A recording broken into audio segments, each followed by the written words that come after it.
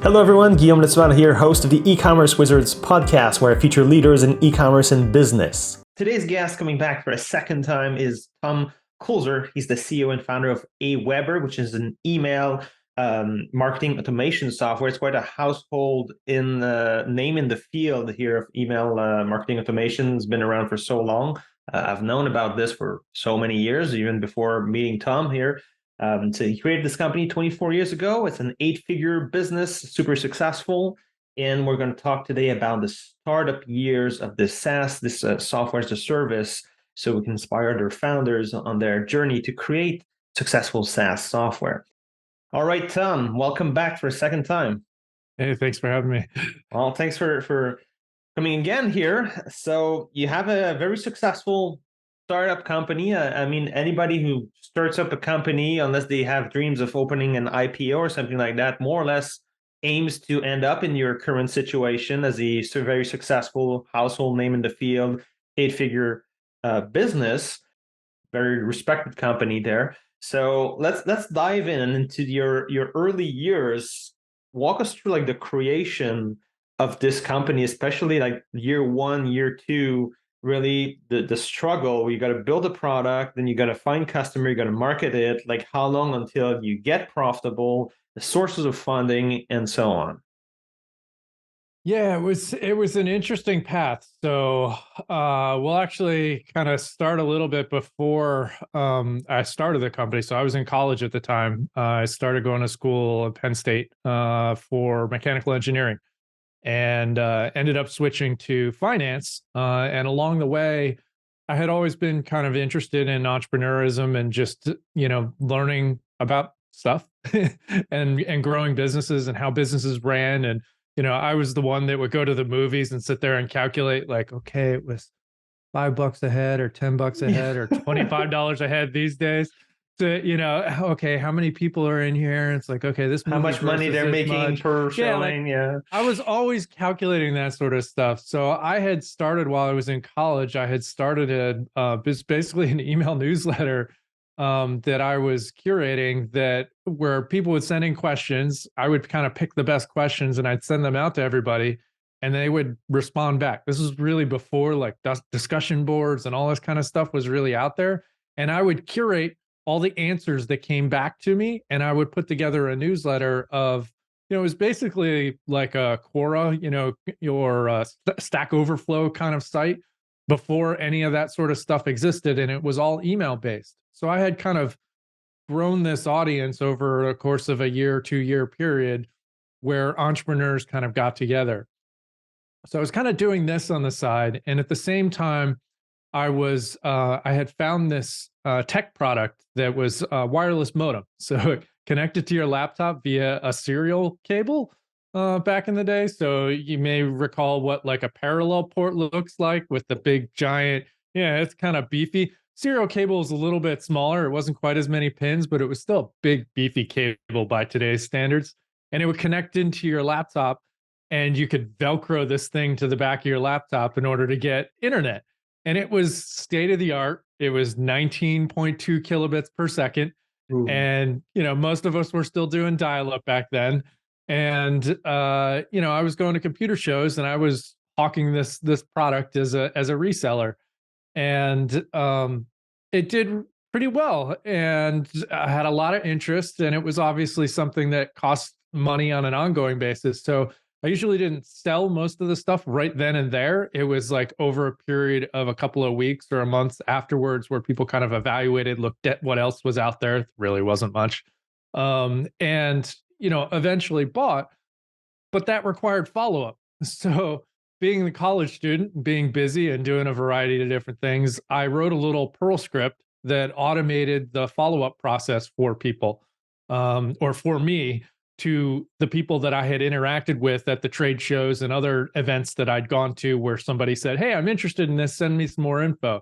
So I'd stick their name on a little list, and it would start to send out a series of follow-up messages that I had written and were generally relevant to what pretty much everybody had the same questions. Like you do you do any business enough, and eventually it becomes kind of, I don't want to say formulaic, but like the questions most new users have are generally the same vein.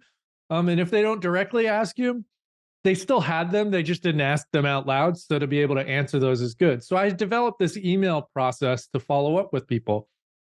And it worked really well. And I ended up sharing that same script that I ran, or I basically ran this for a bunch of other resellers that were selling this wireless modem product as well, so that they could dump their leads into it, and the messages would go out and it would come from their name, et cetera. So it was what modern marketing automation looks like today on a more basic level. It was all plain text, et cetera. And it worked really well for people. And my payment for running that for them was they needed to share what copy worked well for them. So like what questions were people having? What answers were they giving? How were they getting the sales? And we kind of curated, and similar to my newsletter, we kind of curated what worked well for people and shared it with everybody that was using the same follow-up process in this company as resellers. And it worked really well. And one thing led to another, and I was screwing around too much on all these little side projects and not focusing on school enough. So I ended up quitting the wireless modem thing to focus on school, because degrees are important and knowledge is good. And your parents were, supportive of making sure I got a good college degree and had something to fall back on. And as soon as I stopped doing the wireless modem thing, I stopped running this email script. So all these people that I've been running this automated follow-up thing for them started coming to me saying, hey, I know I was getting this for free before, but like, if I paid you, would you continue running it even though you're not still doing the business? And I was like, Yeah, so your idea for your next business came from a previous business. So you start selling those wireless modem. You think it's your main thing, but actually, no, it's just the segue to what will then be your main thing. Exactly. So it was really like, long story short, it was kind of like, it was the lead up to the idea that ultimately became AWeber. So I spent a number of months putting something together. AWeber was initially kind of called the automated web assistant, because it just kind of did stuff for you. It did this follow-up process for you. And automated web assistant's really long name and long domain name, et cetera. And it just kind of got shortened to AWeber. And, the rest is kind of history there. But I started the company based off of something that I had kind of done on the side as a freebie. And when I stopped doing it, a bunch of people said, hey, I think that's valuable. I'll pay you money for that. So when I launched AWeber, I already had an immediate, 2 dozen people that started paying me for it. And I sent it out, and I had been talking about it in that newsletter that I was curating before. So I had this audience that was already kind of tuned into what I was doing and tuned into what I was building. So as soon as I put it out there, I had several hundred signups like right away. And it was just me that was running. I did all the initial coding, and I didn't go to school for computer science. I was mechanical engineering and finance. It was all just self-taught, reading books and spending time in the library, because that's where a lot of knowledge existed back then. It wasn't necessarily online, because that all predated Google and so forth. There was a lot online, but not as much as there is these days. And, it was kind of, I grew it myself. So I ran the whole company myself for the first 2-ish years. That if I had it to do over again, looking back, I wouldn't do again. I had, forget what it was now. It was like 2,000 or 3,000 customers before I ever hired anyone else in the business.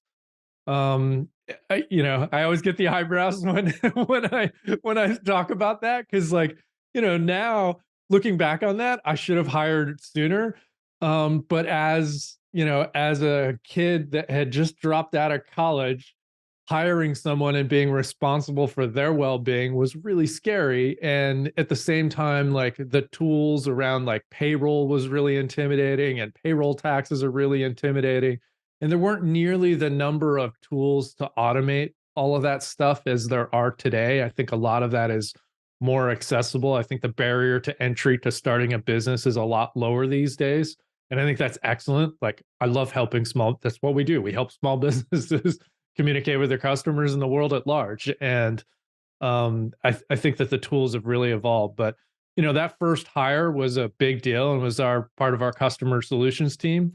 It was a friend of mine that I had known for a number of years, and it was like, "Hey, you want to come help me do this thing?"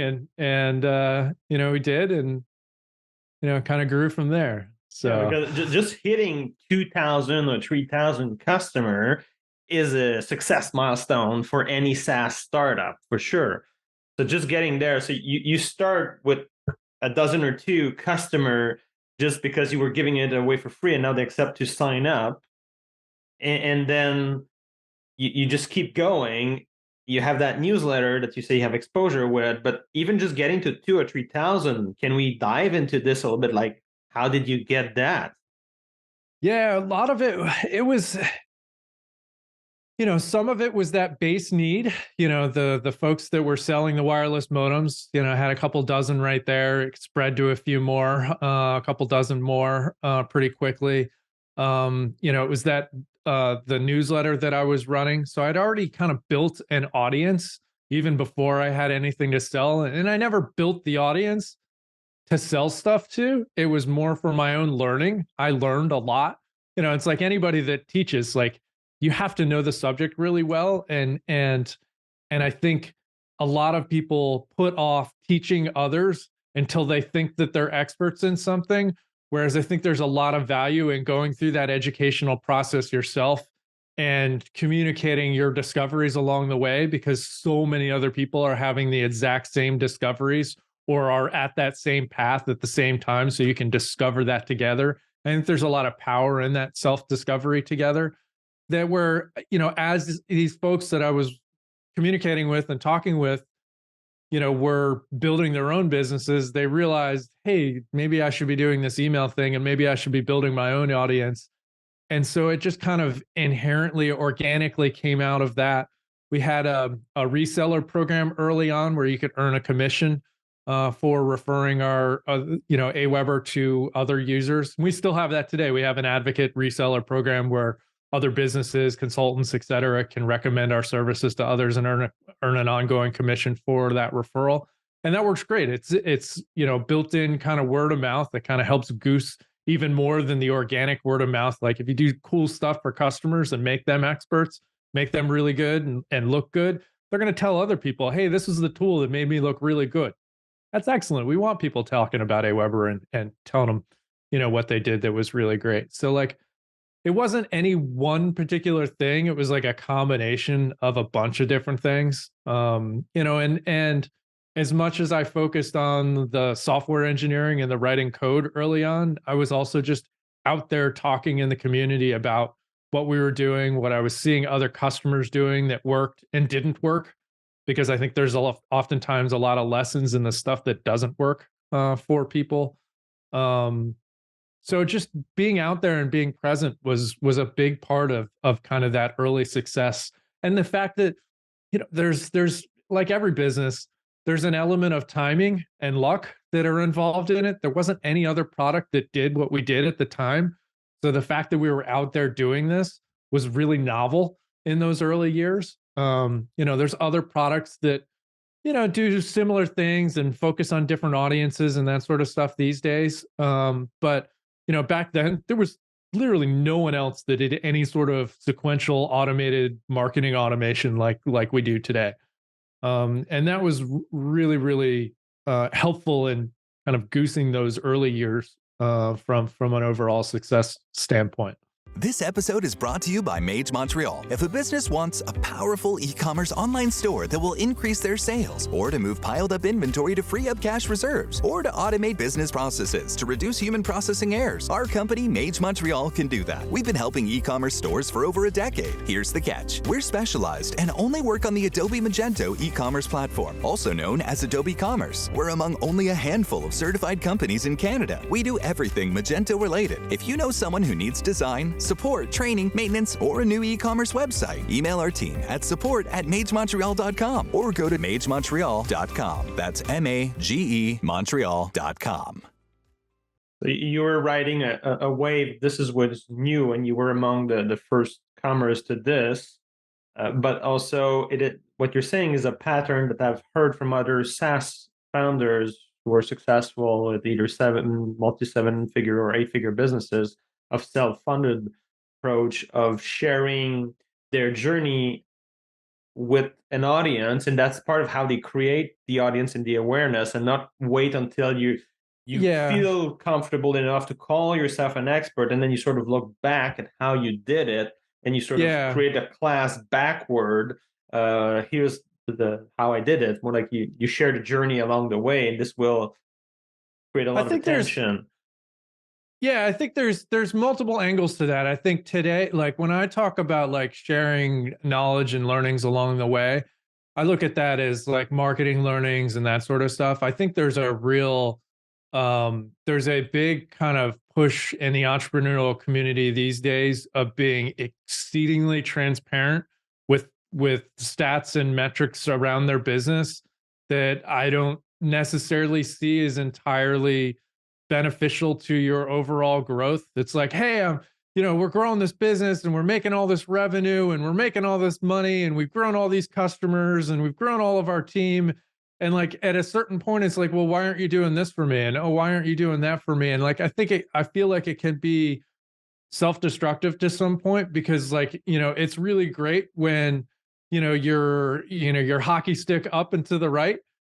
If no business is like that forever. At a certain point, you become a business that has modest incremental growth and so forth. And I think that can be really off-putting to folks when you've been really transparent and then suddenly are not, or where your metrics might not continue to live up to what they did in the past.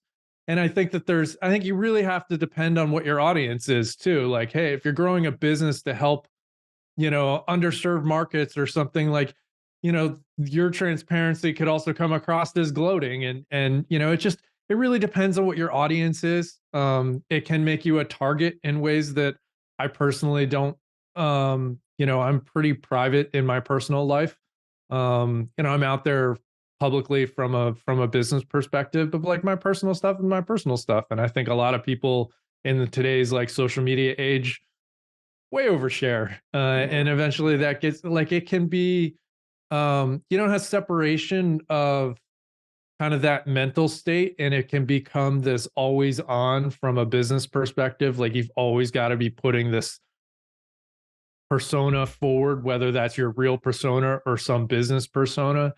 And I think that becomes really hard for a lot of people. And it's why I think a lot of entrepreneurs have issues in dealing with the stress that's involved. Like it's lonely in a lot of ways, because like, this, like I'm preaching to the choir here. Like, the problems that you and I run into are not the problems that most of our friends run into on a daily basis in whatever it's business why they're in or where they work. groups are very interesting, because suddenly saying, oh, I'm not alone. They all live the same thing. It's just there's only one CEO per company. Exactly. So you feel alone, but you're not alone at all. You need to find peer groups, CEO groups. Absolutely. And I think that's really an important, I've been a part of a number of different groups over the year as AWeber has grown, and the problems that we deal with have kind of evolved over the years. But I think it's really important to get support as a leader there, both from a professional standpoint to help you continue to grow, because every stage of your company's growth requires something different from you as a leader, to just the social, personal, business, professional dynamic that running a business really is. It's like, it's really hard to separate personal from business because they're so intertwined at a certain point. Like, I have young kids and I try to dedicate time to them, and that's really, really important to me. But there's certain things that, like, business wise, that like if something's going on that I have to be a part of, I have to be a part of it. Like it can't wait for whatever else is going on, and that's part of surrounding yourself with a really good team that can deal with issues and that sort of stuff. But like sometimes as a CEO or as a founder, like you just got to be there regardless of who is awesome and already handling it. You just have to be present. So That's it's correct. it's a balance. And your personal finance, so your personal life and your business life, you underwrite everything as the founder initially, at least. And, and you can even, after a certain number of million, can even get it to private banking, and then that's just a new way of not having boundaries between the business and the personal life. Certainly. until you can decide to step away with this progressively. If you leave enough always cash and equity in the business, then the bank or something like that could decide to take like 50% responsibility away from you of all liabilities, and each year Sure. like an extra 10% less and less, and eventually you have zero personal liability in the company and it's its own entity sort of. But that's another discussion. But it's Yeah, an it's a whole interesting different discussion. it's an interesting Yeah. thing to talk about, because you're talking like the intertwined Well, between just the personal life and the business life, yeah, just the whole, even talking to the finance stuff. It's it's the bootstrapped, grow within your means versus raising outside funds, whether that's from loans or angel investors or VC or private equity kind of stuff. Like I think growing a bootstrapped company is very different than growing Okay. something that's raised funds. I think Completely. a lot of entrepreneurs, I have a lot of discussions with entrepreneurs that are like, hey, how do I raise funds? And it's like, well, do you have an idea that like people are going to pay you for? And it's like, well, yeah, I can get investors. And it's like, no, that's not what I asked. Do you have an idea that customers are going to pay you money for? And often they don't, surprisingly. And it's like, well, I can get investors. It's like, yeah, investors aren't your customers. No, You need no. customers to actually pay you money Yeah. as You have a a result of prototype them like you. So getting value out of yeah. what's what it is that your business is producing. And I think that too many entrepreneurs look at success as, hey, I raised funding. And it's like, no, No. you just got a ticking time clock that's going to implode your company if you don't figure out how to make revenue before whatever funding that you raised runs out, or before you can Correct. convince somebody else to give you more funding. And I can't tell you over the 24 years how many different competitors that we've seen come into our space, raise a bunch of money, make a splashy entrance, and then flame out as a result of like not getting enough customers to actually make the business over, viable in the long run. Whereas like we're going to keep ticking along, regardless of what's going on in the bigger ecosystem, downturns, et cetera. Like I've weathered multiple economic downturns at this point. Yeah, Like, 24 a year. You've been through several recessions, and so it's, and that's not something that, I look forward to, certainly, but it's having a stable customer base that you're providing a tremendous amount of value to, that as a business helps make that stability and something that you can continue to run and operate and grow stably over many years. well, they're both very valid paths. You can raise money or you can be self-sustained, self-grow. That's the path I've picked, but it's a way slower path. It's a different path, but yeah. So Not always, but yeah. the other one is it gives you a booster, a rocket booster, but like, is your company ready to handle a rocket booster, or will it actually just tear apart because there's too much force and too much torque going on? So Yeah. cash is just an accelerator. So are you ready for a rocket boosting acceleration here? Or will it break apart your company? That's pretty much it. Or yeah, like you said, it's a time bomb. Say, okay, you're not profitable, which most of those startups are totally not profitable. They're just focused on like customer acquisition, but sometimes it's a freebie model with the freemium that you can upgrade to a paid version. And then they acquire. Okay, but at one point, you need to become a profitable company. You cannot just keep running as a deficit company. So like from what I don't know if what's Elon Musk is saying or is true or not. You have to verify a little bit sources, but apparently Twitter would be losing money. It's like at one point you're not a startup anymore, buddy. You have to be profitable as a company. It's the early in the year that losing money thing to grow faster. Eventually, you have to become profitable. And there's a lot of disaster and horror story in this, that the company's not yet profitable, and then, like you said, you either burn out all the cash, it's a time bomb, or you find people to invest again. And at that stage, if you're not profitable, you're at risk. Like either you find somebody else to give you another shot of stimulant so you can keep growing at that crazy pace, or the company just falls apart and die, which is horrible. But the faster you can go to profitability and not rely on additional shots of money to reach profitability, the better that is. Like, ideally, you raise once or twice and you're done raising. Unless you go all the way and say, okay, we're shooting for the star, we're going for a $10 billion valuation. fine, go all the way to round E if you want, Yeah, there's F, G, definitely you different know? there's definitely different philosophies around how to build and where you're creating overall value there. So I've always grown through the lens of providing a lot of value to our customers and our team, and you do that on the pillar of having a great product. It's less stressful. Okay, you accept the slower growth, but you have recurring revenue because it's a subscription model. So you have predictable revenue, and anything you need to hire or to reinvest in development, it's less stressful. Your company cannot explode. It's not at risk of dying from just like running out of cash again from the next injection of cash of raising capital. So when it works well, it's a very interesting system to be self-funded, but for sure will be a slower path than if somebody just like gives you 10 million to play with. But you can crash a business with that too. Absolutely. You give somebody 10 million bucks to spend on a business that's never handled that kind of cash, and that can go sideways. And just even just looking at the the team dynamics of growing a company over the years, to go from one person to two people is a big change. To go from two people to 5 or 6 people is another big change. To go from 5 or 6 to 25 is yet another because that's where you introduce the middle manager change. Yep, so as a founder, there was a problem, you handle it personally. Now, when you reach like the 20, 25, 30, as the founder, you're not hands-on on almost anything anymore. So when there's a problem, you have to lead through others. And let's say it's your 5 managers there, middle management, who will then be the one handling it. So your leverage on performance is not hands-on anymore, like when you were 5 or 10. You're 25 now, you have to lead through other people to get result. And that's more difficult because you have to understand the levers that, okay, how do I get result in the end? You're more like the coach and the visionary there than the athlete anymore, you're the coach of the team. Yeah, no, absolutely. That's exactly what it is. And and that progression continues. And at the same time, so you think about those multiples and how those work, but like when you raise funding, that also compresses the timeline for which you're doing all of those things as well. So think about taking your company from 5 people to 50 people in 1 year.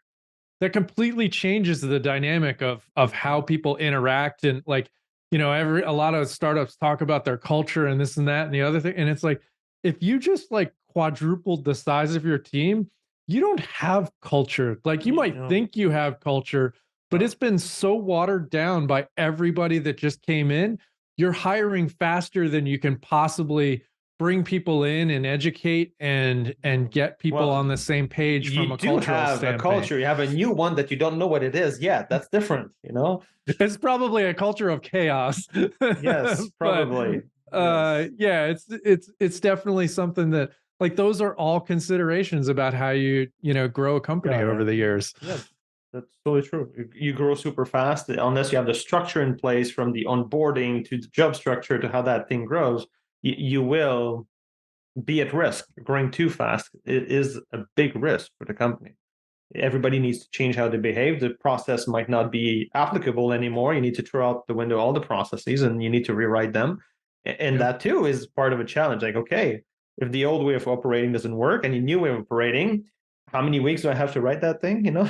Yeah. Well, when you're one person, you don't have much written down because it's all up here. Right. Even when you're 5, it's probably osmosis to different people and shoulder surfing stuff. And then as you grow from there, more and more has to get written down and you become playbooks. And I talk about the, airline pilots and how you have this handbook and a checklist of every time you take off. And, oftentimes the pushback that you get is like, I'm an expert. I know how to do this, somebody might say. And it's like, yeah, but airline pilots are experts too. Would you prefer they just took off on the airplane, or would you prefer that they checked all the boxes and went down an actual written checklist before they took off every time? And they're like, well, I'd prefer they use a checklist. It's like, well, our customers would prefer you use a checklist too, so that you don't mess up their email campaigns or you don't mess up their landing page and those sort of things. So like you have to impart the value of why these things exist and why they should be followed, because otherwise people just go off script and make up their own stuff, and then they shoot themselves in the foot because they try to bypass They forget one step. There was 20 steps. They did 19 right, and the one they skipped should not have been skipped, and it matters. And why, we talk about that analogy is, hey, the airline pilot, everything that's in that checklist is there probably because somebody died because someone messed something up. Fortunately, no one's likely to die if you screw up an email campaign, but it's still going to be a bad day regardless.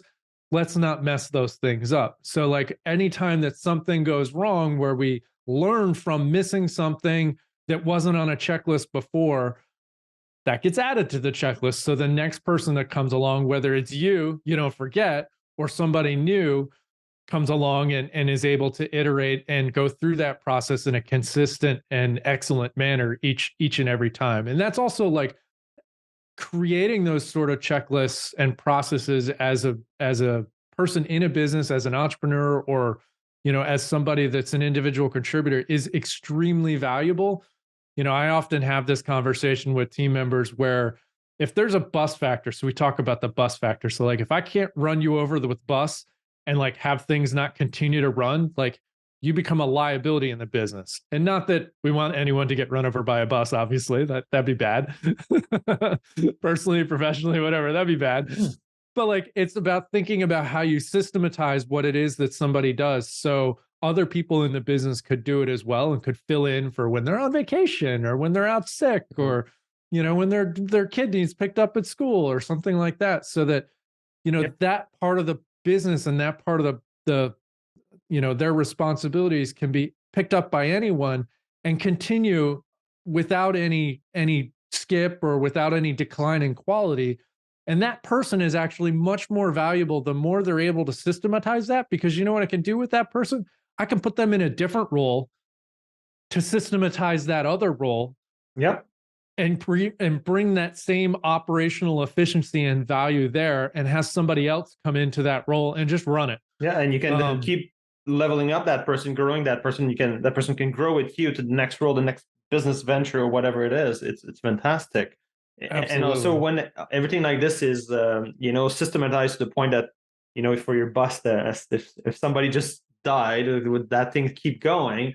But there's also some other benefits that it avoids any kind of internal fiefdom or power structure or silo system creating in the business. Yep. So we have actually something that is more healthy as a company in general. You don't have any kind of toxic thing of a silo of power going on in the company there. So you do want absolutely this in addition to just it's just the right thing to do for the business continuity that everyone should be replaceable, even the CEO in the company. Absolutely. Yeah, like I very much hope that from how I've systematized what I do and how our team operates and how we have such an excellent executive level team and all that around that, like, should heaven forbid I get hit by a bus, AWeber keeps on doing its thing and no one really misses me. They might personally miss me, maybe, hopefully, but the business should keep doing its thing and customers shouldn't notice. And I look at that as a good thing. I think that's, that would be, I think, I would look at that proudly if it, heaven forbid I got hit by that bus. So yeah, that what you've built will continue without you. It's sort of one of those major milestone in entrepreneurship. The business you built at first is your own job. You created your own job. And eventually it becomes a business as you have employees who fulfill the deliveries and sales without you. And then at one point, does it run without you? Can it continue without you? It's a major goal I've been aiming toward for a little while now. I think I'm more or less there in a perhaps slightly premature way. I wouldn't want to test it exactly, but I think I'm there. It's just a little shaky maybe, and let's give it an extra year or two, but to be firmly there. But I think I'm there in a tentative way, let's say. Absolutely. So can that business continue without you? And that's when you've created a real business that has real value, that is an investable business because it's gone beyond the founder. Like sales happen without you. Sure, as the founder or the CEO, you can come in and be the face of the company or to close big deals or be there for big relationships. Of course, you're there to help the company thrive, but it should still be possible that all these daily operations happen without you, from sales to fulfillment to new product development, new feature development, and everything. I think you made a good point there as well. Like, being the kind of the face of a company, I think is something that business owners struggle with as well. that there's kind of these two dichotomies of a lot of folks in today's social media aware world really make as a founder or an entrepreneur, really make a company all about them. And you hear, particularly in the tech business, about all these tech folks that are running businesses, and oftentimes the personality that runs the business is bigger than the business itself. And I've been very deliberate, probably to some degree as a part of my just general private nature of being very deliberate. Like AWeber, you don't look at AWeber or hear about AWeber and go, oh, Tom Kulzer over there, like, oh, I know him, and oh, I see him on social all the time. Like most people don't even know who I am. Like I get no greater satisfaction than going to conferences with our team and walking around and meeting people and, oh, hey, what do you do? And oh, I work at AWeber, and they're like, oh, what do you do there? And it's like, well, I'm the CEO and founder. And they're like, oh, I had no idea. And like, that's great to me that like that it's not about my personal brand, that it's about what our team is doing, what our product is doing for customers. And it's not just the Tom show. Yeah, and it separates you from the company also, which is a very desirable thing. And it's part of the decision you have to make. But at the same time, if you position it right, for like a Gary V guy, if you go and hire, his his media company, sure, you don't expect to work personally with Gary V. I don't think so. So there's still a way to make it happen with a personal brand style if you want to go for that path and still not have the fulfillment and delivery depend on you. Sure. But I agree with you that it is I had the same deliberate decision as you did early in.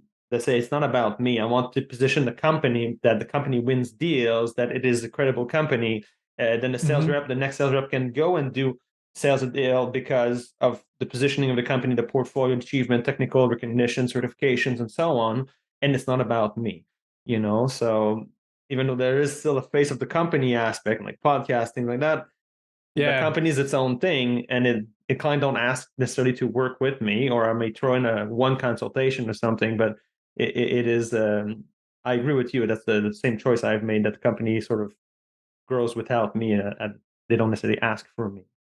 Yeah, no, absolutely, and it has to be a conscious decision. So I think some people kind of stumble into it to some extent, but I think it's an important consideration as you grow a company over the years. I think early on, you just want the thing to survive.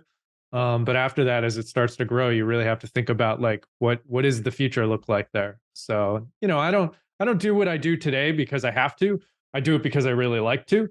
And I think that's an important element as well in how you interact with the business and how you interact with customers. Like there's nothing I love more than talking with people that use our product and that have problems, that they're trying to solve in their professional world that like we can help with.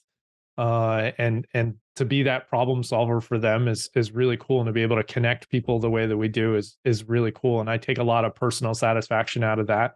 And I think that's what's really kept me doing this for 24 years is, and I think that's a balance as well. So you don't burn out, flame out over years, and making sure that you're really doing something that you're passionate about, that you really enjoy.